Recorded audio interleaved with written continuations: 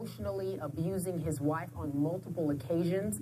The documents, including letters, emails, and a journal, were part of Brown's final case file stemming from a May 2015 arrest. Brown was charged with assault in the fourth degree and domestic violence after the incident involving his ex-wife. The charge was later dropped. Brown was given a one-game suspension by the NFL, which he served last month. The Giants have declined a request for comment on Brown's status as of last night. Our NFL insider Jim Trotter joins us now. So the police documents, and we'll talk about this, right, were released. And we now know there's more to this incident than what we initially thought. Your first reaction once you read the documents? Disturbed. The documents were extremely disturbing, because it raises a lot of questions. What did the Giants know when they re-signed him? What did the NFL know when it disciplined him? Because here's the thing, if you go back to 2014, when the league implemented this new domestic violence policy, what did Roger Goodell say? He said that they got it wrong. He said they were going to get it right. They were going to be tougher. And we were told about, a 6-game suspension for a first-time offense. But typical of the league, there's always a gray area and wiggle room. And then in that policy, it also says mitigating circumstances could impact what happens going forward.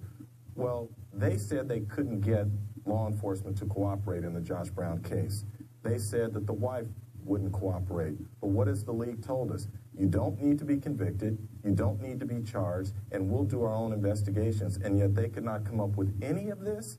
I have a hard time believing that. Well, that's the hard part that everyone's having right now. They're saying the wife did not want to cooperate, but we get this information, and it sounds as if on several occasions she made this known to people within the league, to people who knew Josh well. So here's my thought too. They re-signed him earlier this year. They gave him a $4 million contract. How do you see this playing out for Josh as well as for the Giants? I don't see how the Giants can stand behind him, because if what the Giants are saying at the time that they signed him, that they were comfortable with what they know, then it means that he lied to them.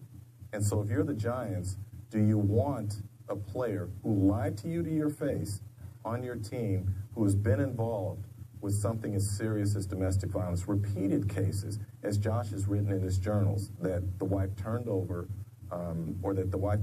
after meeting with her counselor? So from that standpoint, I think his future with the Giants has to be up in the air. The larger question here for me is, what is the league going to do about it?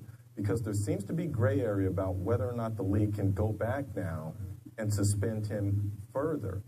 Why is there gray area when it comes to that? Because of this.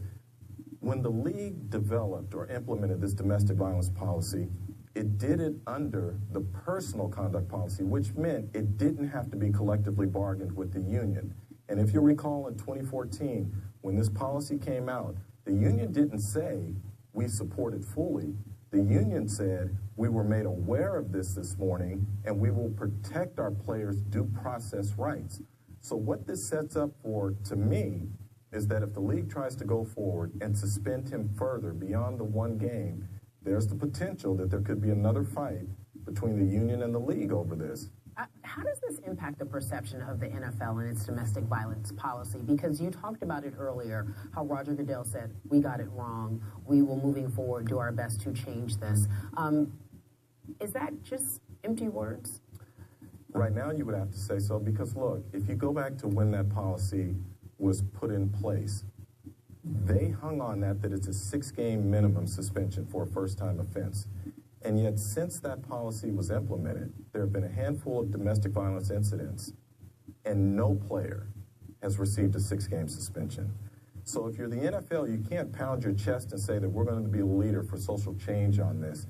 We understand what we did wrong. We have an obligation to get it right, to be a leader, and then turn around and not act on that. So right now, the NFL looks like, its words ring hollow. I know that you've made some calls, and we're still waiting to see what the outcome